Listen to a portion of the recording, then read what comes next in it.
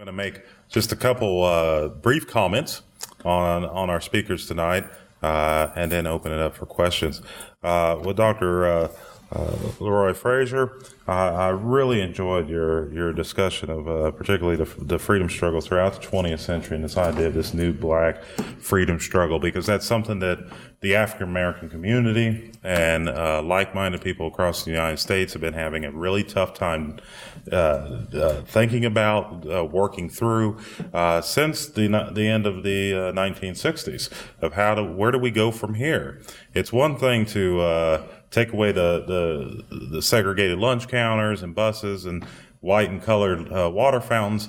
It's another thing entirely to deal with racism, which is buried, that is hidden, that you can't see it and confront it, and therefore for millions of Americans it really doesn't exist unless they're the ones on the receiving end of that treatment or the disparate effects of it. So I think that is very, very important, particularly that issue of class. When we think of African Americans, today, we, as a society, as a country, we often have this image of gangster rap, or we have, the poor people there in Ferguson. But the truth of the matter is most African Americans, 2/3 of the African American community is middle class or lower middle class. They go to jobs every day. They own homes. They own cars. They have retirement accounts, things of that nature. And the racism they confront is extremely difficult to challenge. How do you challenge your boss who will not invite you to a picnic that he's having with other coworkers that you desperately need to be at for networking opportunities, to find out what's actually happening in the office, find out about opportunities that are going to be coming down the pike, et cetera, et cetera. So that issue of class is important as well. Professor Stewart gave us a wonderful discussion in the history of voting rights in this country. And I wanted to point out one thing. And he mentioned in his discussion that the Klan's resurgence during the war years and then into the 1920s. There's a very interesting fact that a lot of people around here don't know, is that the most infamous Klansman of the early 20th century was a man by the name of D.C. Stevenson. D.C. Stevenson led the Klan in the state of Indiana until he raped, beat, just totally abused this woman, in part on a train, and then the woman passed away, and he went to jail. And when he came out of jail, he spent some time, and this is by the mid to the late 1950s, in Indianapolis and other areas. But he relocated right here in East Tennessee and lived in Jonesboro. He moved here around 1965, 1966, and then he passed away a couple of years later. He married a local woman who I believe is very elderly now and has passed away, who is, if I understand it correctly, denies that he was really like that. And he's buried here in Washington County. So very interesting fact on that. This other issue of voting rights. This is such an important issue because of the current political climate that we find ourselves in. We have an element of the Republican Party today that is openly talking about, hey, we have to do something about the 14th Amendment and birthright citizenship, that have said this publicly, that we have to deal with this issue of immigrants in the most negative way possible. We have to deal with these African Americans in the harshest way possible. We saw that locally here in 2008, for example, when people were just absolutely seething in parts of Kingsport and Colonial Heights over the fact that President Obama then Senator Obama had been nominated and was looking like he was going to win, and they took it out on Nathan Vaughn, who was a state representative over there in Colonial Heights. We've seen the Tea Party in this state very angry over these things. When I go to Nashville for business for the Tennessee Board of Regents and THEC from time to time, and Nashville, and big signs saying President Obama or America, you can't have both. Sponsored by Roane County Tea Party. things of that nature. So we have to deal with this. People that are openly advocating property, holding property as a prerequisite for voting. Now, granted, these are people on the extreme, but Hitler was on the extreme too. And until the right conditions existed by the mid and late 1920s to where he could gain political power. So these are very important issues that we have to deal with and stay vigilant on. Now I'd like to open it up to the audience for questions for our speakers or myself or comments. I'm thinking about how the population is changing, where a lot of it's predicted that the white will not be the majority in the United States. How do you think that will affect the civil rights movement as well as the current voting rights laws, or if it will? Well, I think there are two answers to that. I think in the long term, you're absolutely right. Demographics change gradually. It's changing fairly rapidly now. I'm not a demographer, but that's everything I read tells me. In fact, I think it might already be to the point in some states, isn't it? Where people of European ancestry are no longer a majority. They might be a plurality. They might be the single biggest group, and then again, maybe not. So in the long run, I think that more diversity in our society is inevitable. It's just a fact. Okay, it's not going to change. In the short term, I think it accounts for much of the extremism that Daryl was talking about. I mean, just because you're an extremist doesn't mean you're completely stupid. And extremists recognize that the demographic trends are against them. And I think that explains a lot of the political positions that they're taking. There's a palpable fear among a certain group of Americans, and it's been told so many times, and now that it's almost cliche, but I want my country back. I remember I was in Little Rock, Arkansas in 2009 doing some research at the Clinton Library, and there was a town hall address for the local congressman, and a woman crying her eyes out. She had to be in her late 50s, early 60s, talking about, I want my country back. Well, no one took it. But to her mind, it did, because she had always been taught, she had come to believe, black people aren't supposed to be higher than us. Okay, maybe you got a few lucky ones that make money, okay, but they're certainly not going to hold the highest political position in the country. And then that happens, and it's, well, what the heck happened to my world? Yeah. Well, I think it also goes back to that question of recognizing white privilege that's produced by the structures of society. The structure is going to eventually change because the majority is going to change. Hopefully, well, I guess it depends on what changes they are able to make in the Voting Rights Act. You never know. That's right.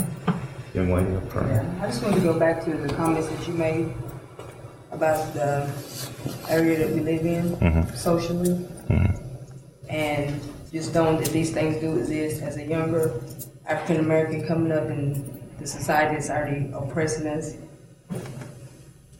in the way that it is, how do we get around those situations when we're applying for jobs or trying to better ourselves? I mean, everybody advocates go to school, you go to school, and all you have is student loans, and you have all of this coming against you in your own area where you were born and raised, and it makes you almost resent the actual place where you was raised and born, and then condescending to bring your own family back to these areas and try to come back home, which this is your home where you were born and raised, and you got all of these hands oppressing you down just for the color of your skin.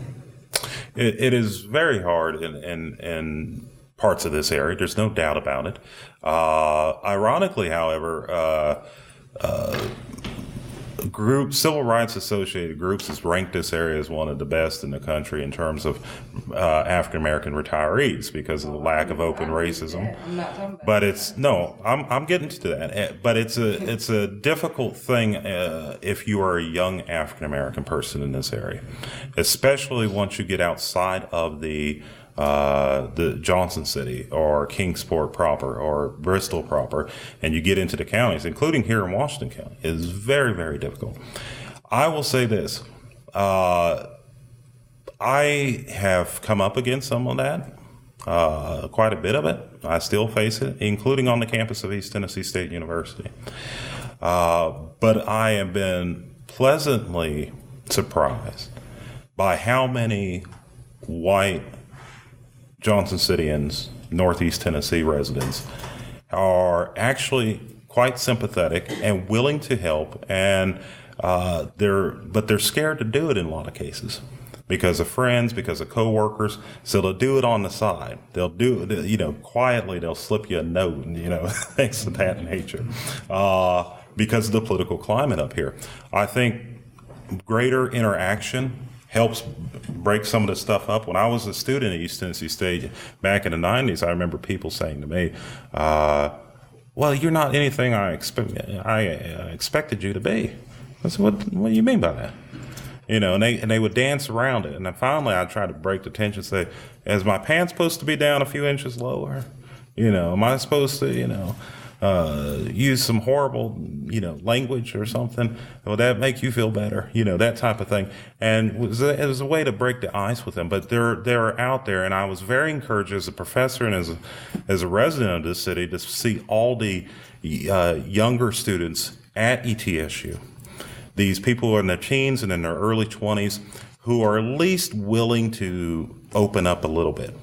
When I first came to ETSU back in the mid-90s, you didn't see that a whole lot. Now you do. And I think it's an issue of outreach, understanding, and quite frankly, not assuming, not falling into the trap of assuming that they are going to be against you. Give them a chance to hang themselves. Pardon the pun.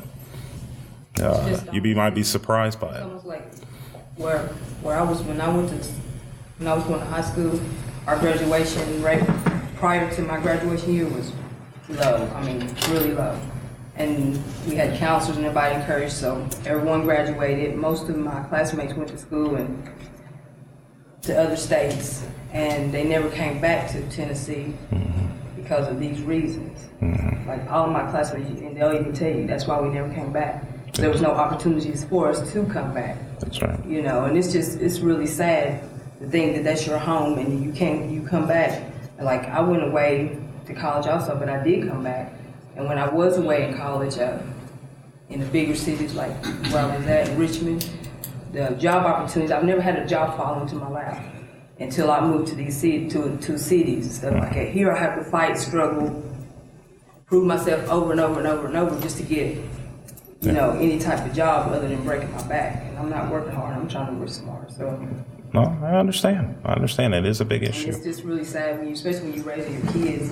Yeah. And you're living in a society where you have an African American president, you have all these people. Ironically, he's made You it. go to these His presence has made it worse. When you go to these places and you can't have an example of yourself in, even in the public library, there's nobody right. that looks like you there. It's No, I understand. sad. No, I understand, and it's an issue we have to deal with. I believe the gentleman had a question. Are you okay? Yeah. Now, there was somebody else I missed too. I'm sorry. Who else did I miss? I just want to echo what you just said. With President Obama being the president has to trickle down to us. Yeah. It's as if they can't get it him, so they take it out on the rest of us. That's right.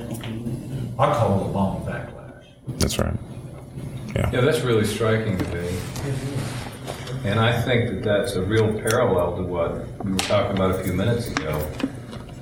Slavery ended, so you're thinking things are going to get better, but you got a backlash. Now, the black president, you're thinking, hey, that's fantastic. And now you're experiencing a backlash. And I think that's the way progress goes. Yeah. It's not a straight line.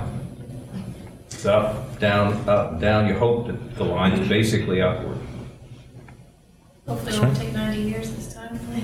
Yeah, I don't think we need another century of that, Well, Other questions, comments? Walter? Not necessarily a question, but just to go on with what's being said. It has been a culture in this society for ever since the black civil war that whites did not want a black to be a manager over them. So now here we got a whole president over the whole country, Yeah. and that's a no-no. Right. That's why they want the country back. Yeah. That's the best way they know how to say it. Yeah. Because we are not supposed to have a position over them, even down here, let alone where he is. And Obama's aggravated it because if you watch Obama closely, he understands Washington very, very well. He's been in and around it for almost a quarter of a century, going back to when he was a community organizer. But Obama is also somebody who is very much in touch with popular culture, very in touch with average people. And we saw that on display Tuesday night when he snapped back at the Republicans and said, yeah, because I beat you twice. You know, and that's something I can tell you that those guys in Washington are not used to. I spent a lot of time over there, from research to interviewing members of Congress. They're not used to somebody talking to them like that. I'd never forget John McCain and that invitation to the White House, and the president looked at him and said, John, the election's over. And McCain's face got red as as a bicycle, one of those radio flyers. It was bright red. He could not believe that this black man was speaking to him that way. And McCain's not a racist, but he just never experienced anything like that. So it's very interesting. Dr. Clark? Adam? Interesting that Tom Cole, senator from Oklahoma, did an interview on 60 Minutes and was talking about just pretty much what you're alluding to, said that President Obama is a very serious individual. So when he walks in the room, there's a commonality among most politicians. You walk in the room, you may tell kind of a risque joke, you may pat each other on the back, you shake hands, there's a little bit of a fraternal nature among the political figures, particularly if you're talking about state and national politics. But Obama, when he walks in the room, he is not that kind of backslapping, big grinning politician. He sits down, and this is what we need to do. This is how we need to act. This is the way we need to respond. And so he's really focused about policy and really focused about trying to meet the greater good. And as you were just saying, that's not what people are used to in the current power structure. They're not used to that. And so my father used to call it the grip and grin. Most folks are used to the grip and grin, and Obama's just not that type of person. So based on that, if you take that and then you put the racial factor, it only exacerbates this situation that you got an individual who's about business. And we don't know how to take that as a society. Yeah, he doesn't like the rituals. In fact, a funny story that came out recently, the president's a well-known sports fan. He's also been, it's been publicized that he does not watch the pundits very often, but he does watch ESPN. Lobbying groups in Northern Virginia and in Maryland have started to put ads over the last few years on ESPN at all hours of the day, just in case Obama's watching a game, so that they can get to him, because he freely admits he doesn't watch. He'll follow stuff on his iPad and stuff, but he doesn't watch it a whole lot. I just think that is hilarious. They would have never thought to do that with George W. Bush or Bill Clinton or any of the others, assuming technology was there. So that's pretty interesting, I think. I think it's just the culture, how he was culturally brought up. And that's how his demeanor is and how he acts. And everybody has a different culture, and it seems like everybody has a hard time accepting each other's culture, diversity. And the thing that I like to point out to my students, and I think it's important here, and this is what Dr. King was spending the last 3 and 4 years of his life talking about, was race is really a fig leaf. It's a social construct, but it hides what is America's dirty little secret, and that's class. Class we consider as Americans, and I'm a political historian, to be an old world European construct. We don't have class here. Bull, we do have class. And the fear of fusion of black, poor whites and poor blacks and poor Latinos has been a fear that goes back all the way to the early 1800s. Very fear. And both political parties historically have moved in concert with one another to squash any of that stuff. And then once they do, they'll come back and they'll fight against each other on policy matters or political matters. But that issue of class, even the New York Times, when King started talking about, Vietnam and this being immoral and all that stuff, when he wasn't talking, in other words, when he wasn't talking about desegregating lunch counters anymore, and he's talking about class, even the New York Times told him, said, King, you guys shut up.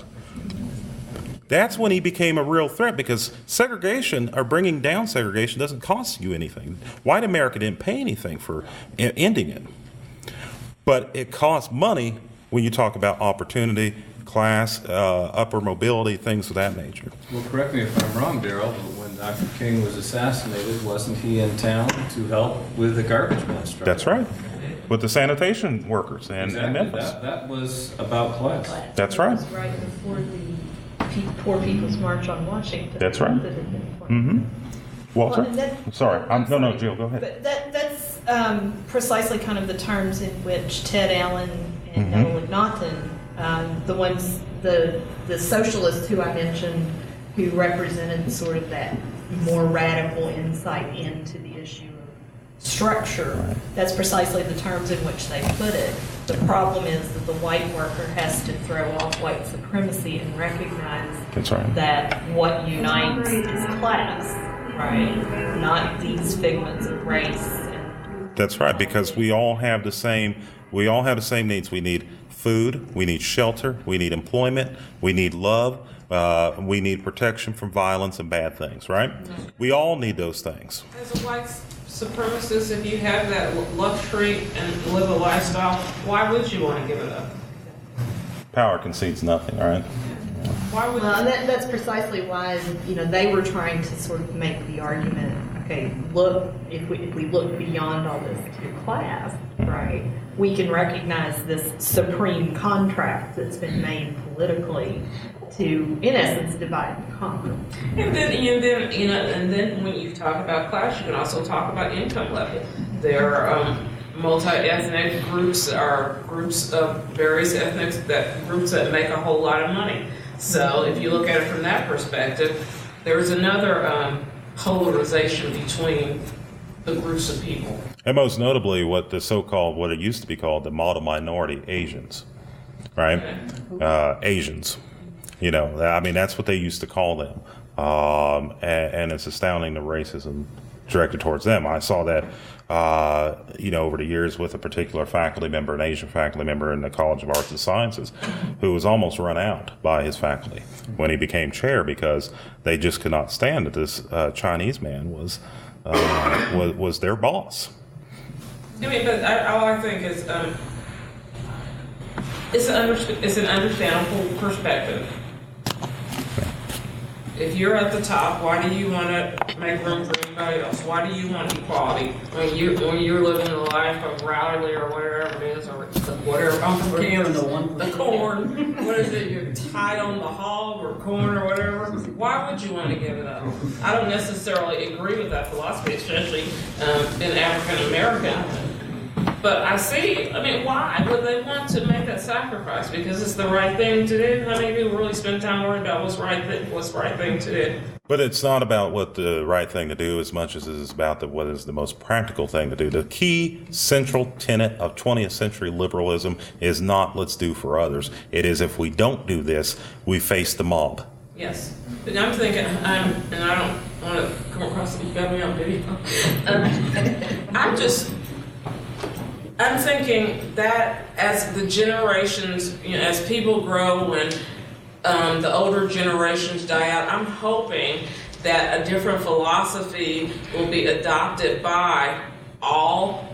Okay, yeah, I'm very hopeful. And that liberal view will be not a universal view, but a lot of people will adopt that view, and we can adopt change that way. But I think sometimes, I think they're going to fight as much as they can fight to keep their. Yeah. Well, I've got good news for you. That we're going to get closer and closer to that, because these people are literally dying. That's what I have trouble for. Yeah. For you guys, all three of you guys, as history majors and professors, do you guys see a civil war? Another civil war? Hope not. Just from the way things are.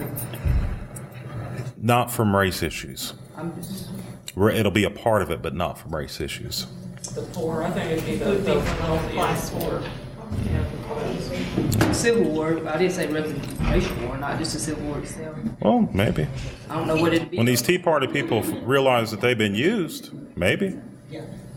There's all kinds of nice social theory, and I think this gets to maybe both of your questions. Nice social theory that sort of says, well, if we could all just recognize that, sharing power doesn't mean that somebody else has to give up something. Right? Sure. That it's not always about competition. But we're not just talking about power in the abstract, right? We're actually talking about material goods, right? And so there is that sense in which, somebody does have to give up something if we're going to do this kind of restructuring that says some kind of redistribution has to happen if we're going to create more equitable circumstances. So I don't have a It's crystal like ball. the capital gains tax. To me, I'm thinking if you got $500 million, are you really going to miss a small percentage of it? Are you ever going to be able to spend it? But I'm coming from a different perspective as the person that has that money. But in general, it's easier to get $5 out of a poor person than a rich person. I don't know what it is. The more you have, seems like the less you want to give it up. There was Charity doesn't a, show that. Who gives the most money? It's the lower class, the middle class. They give charities. Rich people don't give charities. There was a statistic that came out on one of the news networks, I watch all of them, that 80 individuals has the wealth of 3.5 billion people on this planet. 80 individuals. That came out yesterday. 80 individuals has the wealth of 3.5 billion people. Something to think about. Well, I think what happens there, if you have that kind of money, to sleep at night, you have to assume that you're different somehow, that you're better. So I'm not going to give it to you because I deserve this. Very Darwinian, Yeah, but you can't live with yourself. Survival of the fittest, right? Even if I had that kind of money, I couldn't live with myself, knowing what is going on in the world, unless I could convince myself I deserve it. Sure. Yeah, well, you have to like that, right? You're not sure. They just don't work on it. Any other questions or comments? Go ahead. It's really, I appreciate the dialogue, discussion point. There are a few people that I'm working with, and they are very concerned, my generation and younger generation, how actively are engaged with what's happening in this country and the world, but at least to follow really how the system is changing, how the system is affecting and affecting their future. To pass on the knowledge, what is the practical thing that we can pass on to the younger generation so that they can prepare and make a difference. I know our parents have done some, but the next generation has to pick up something. I think if the next generation, if my kids, my daughter and my son, what I tell them is, I give them the truth on the issue. I do that as a father, but also as a historian. But I also try to show them the positive things that, for example, government does do. You can hate government all you want until you drive out there in the middle of potholes, right? Then, we need government, right? At least to fix that, right? But this tearing down of American institutions, the Congress, the presidency, the courts, the legal profession, the historical profession, education writ large, right? All these institutions that are so important to the country being torn down by corruption, torn down by cynicism, torn down by one political party who says everything the government does is bad, joined by the far lefties on the other side saying, see, they're spying on you and they're doing all these horrible things to people in third world countries that they never heard of, right? But they're promoting this idea. And it's creating an issue where, if we can't have confidence in our own government, right? Not because of what government's doing, because of what other people are saying about government. That's a dangerous place to be. And I think it goes back to her question of, this issue of civil war, right? We had this idea that this is a foreign thing in Washington. No, we sent those people there. They are American. The vast majority of them were born here in the United States. They have homes in the States. apartments and home property in the states. And you have to wonder at some point, are we mad not at Washington, but that these people so clearly mirror America and all the dysfunction that goes along with it? I've noticed with my own children, I have an 18-year-old and a 14-year-old. Oh, Lord. Yeah. I am not up to date with the current political climate. That's my own decision. When election comes around, I call a friend who is, and she talks me through all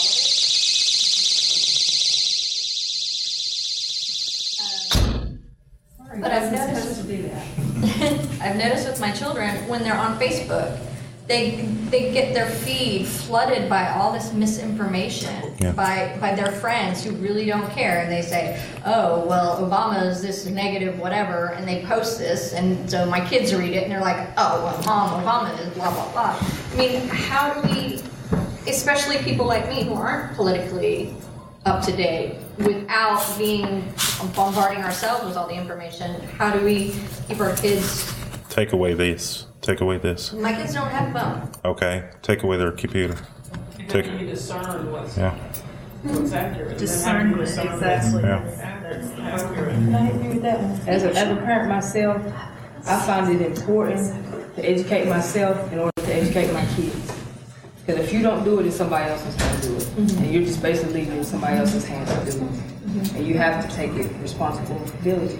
Sadly, our media has joined in. The establishment media has joined into this. You see this on Fox. You see this on MSNBC. You see this on CNN.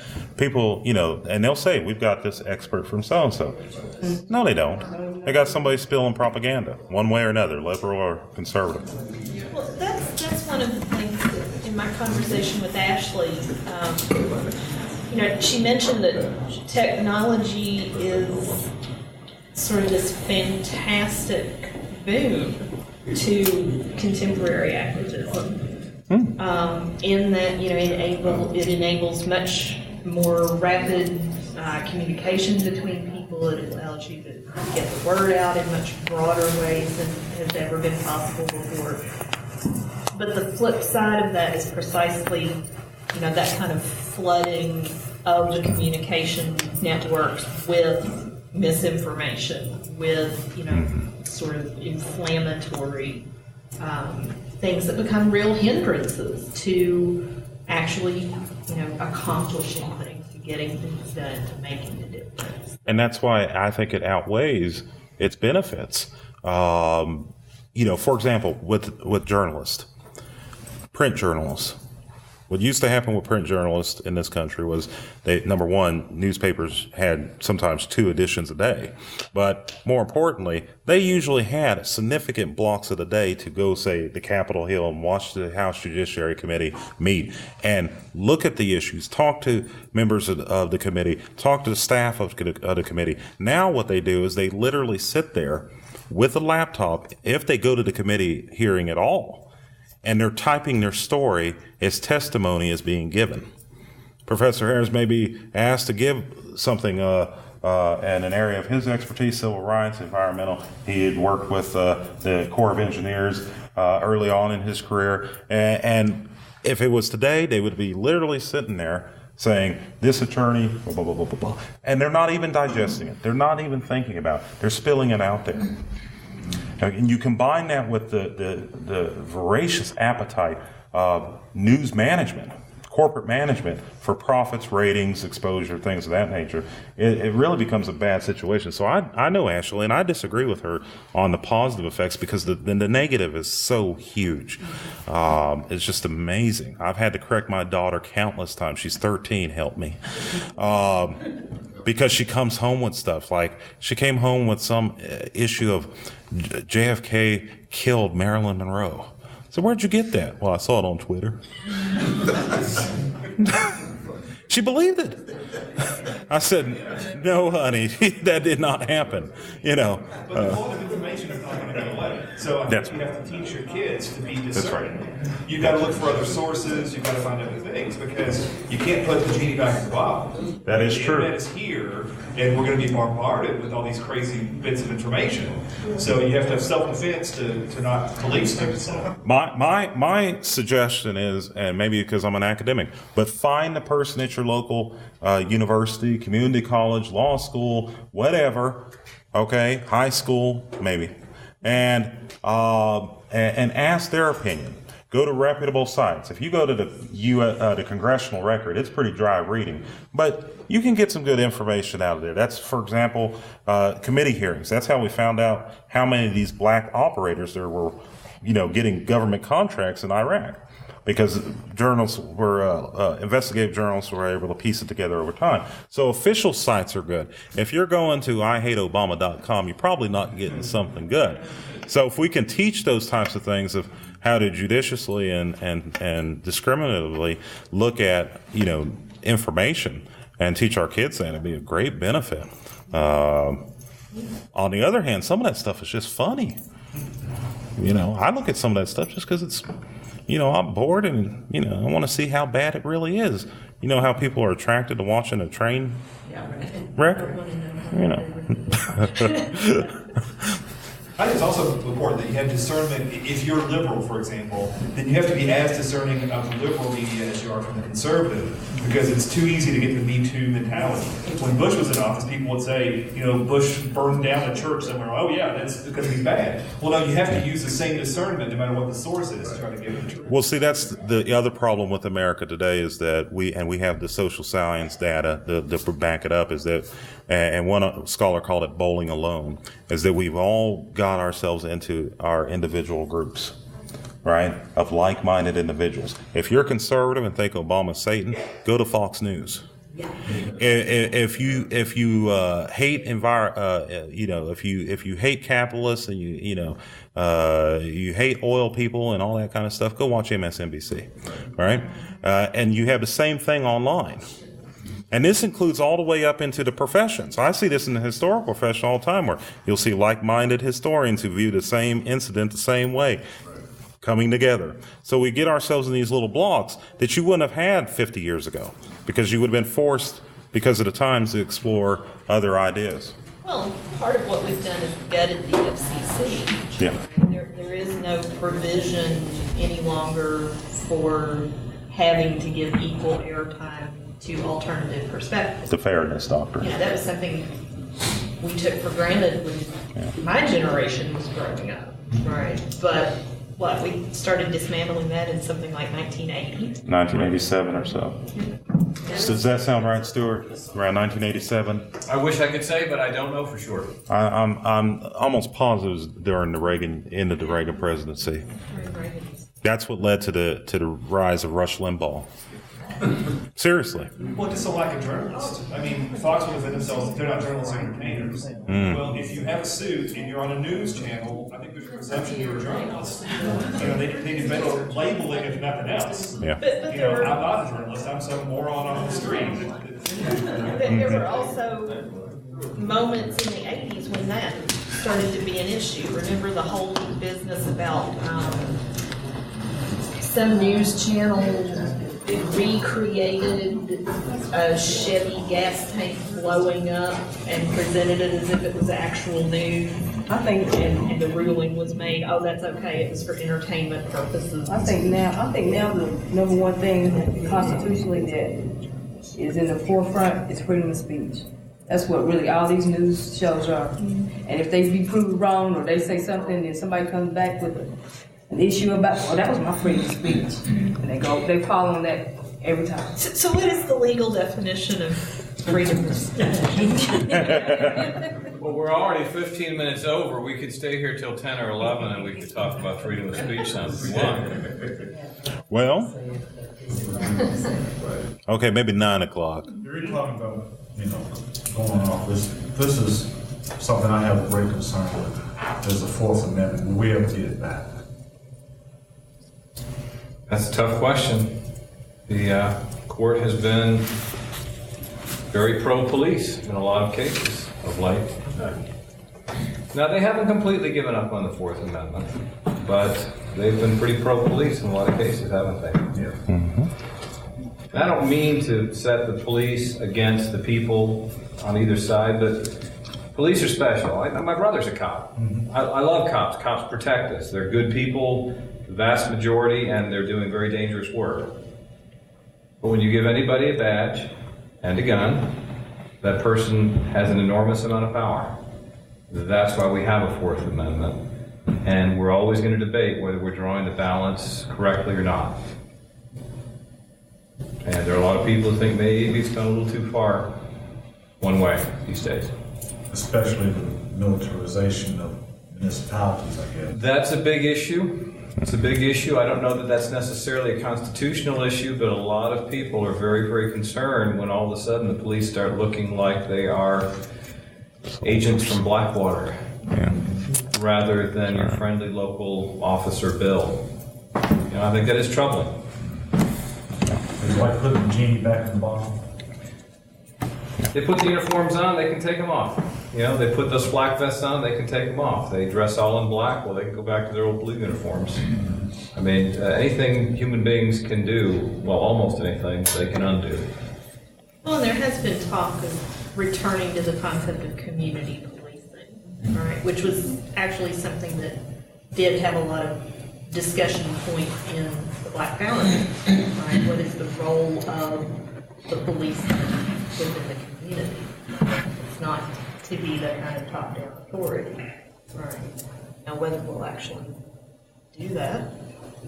But when you have a police officer drive up to a kid in a batting cage and shoot him and just let him lie there, That's not community policing, right? And nobody has a problem with that where he works. I just think that all of the incidents, Big issue. Rethinking.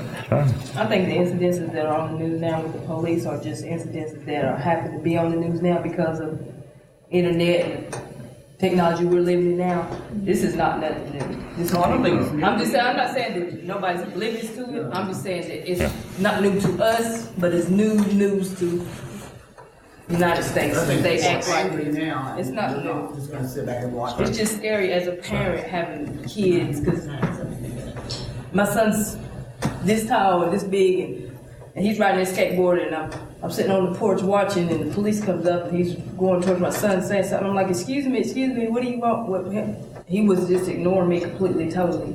He was really said that he was just telling this man not to ride his skateboard on the sidewalk. I'm like, that's a 13-year-old boy. That's my son. I'm asking you, what do you want with him? But I was completely ignored because he looks this big and this wide. And If I can pick up on something you just said there, and perhaps say something that's slightly in contrast to what Joe was saying a while ago, that maybe technology is the reason that we're learning about all of these things. I mean, everybody has these little devices now. I think they're magical.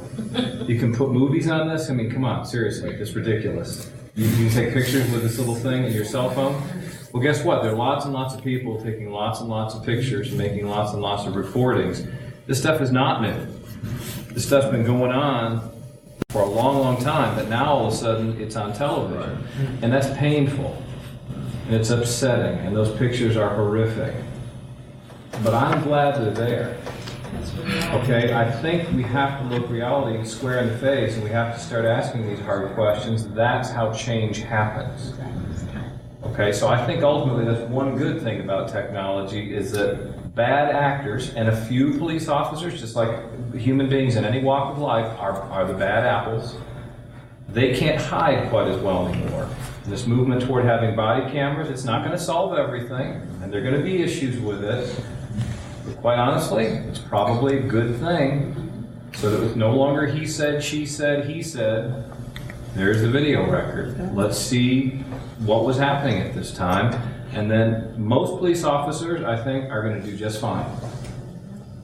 But the bad ones are going to have trouble hiding their bad acts in the future, and I think that's probably good for all of us. Sure. Well, and I think that's exactly what Ashley is pointing to. Yeah. Right, is that here's the benefit as painful as it is, here's the benefit, it can't be hidden in ways that it could before. Okay, one more. Yeah, I've seen some videos online of, and they've usually been in other states where there are people that are using their camera cell phones to record when they get stopped by police officers. I've seen some pretty intense encounters in those videos, and I was wondering what exactly is what's the law in the state of Tennessee in regards to when you get pulled over by a police officer, with you announcing, hey, I'm recording this traffic stop or whatever. What's the law? I can't speak to Tennessee law, but I can tell you the United States Constitution gives you the right to do that. So you go ahead and record. Oh, okay. Now that police officer may not be happy with you, and in the worst case, he may take that phone away from you. But that's the risk you always take. There could be bad actors out there. It's in your car. If you want to turn on your cell phone, if you want to put it so that it's filming what's going on, you go ahead and do that. That might be very important for you. NPR actually just did a piece. Yeah. Did you hear that? Yes. Where they were recording. I heard like the last part of it, so I didn't catch whether or not it was something that was constitutional right or whether it was each state had its own thing. So, but yeah. How recent was that? Ooh, like a month ago? Very recent. Probably sooner than that even, yeah. One of the most interesting and most distressing things is that in many of the cases, the police officer would actually try to tell the individual, you don't have the right to do this, I do have the right to arrest you for this, and I'm going to do this to you, and I'm going to do that to you, and yeah, so. Well, I want to thank everyone for coming. I know we've gone over a little bit. I thought it's been a wonderful evening, and I'm just so grateful that Professor Harris and Dr. Leroy Frazier had taken time out of their schedules to be here. I want to thank Adam Dixon for helping to organize this, for Dr. David Curry and East Tennessee State University for making sure that we got this on camera, and we'll be able to be online, I'm sure, here very shortly. And of course, the Johnson City Public Library for their kindness to us, for allowing us to hold this event here. And I think we have had a great discussion tonight following the presentations. And please feel free to email Professor Harris or Dr. Leroy Frazier on email. Their websites, or you can just Google it and you'll get an email address where you can contact them or myself.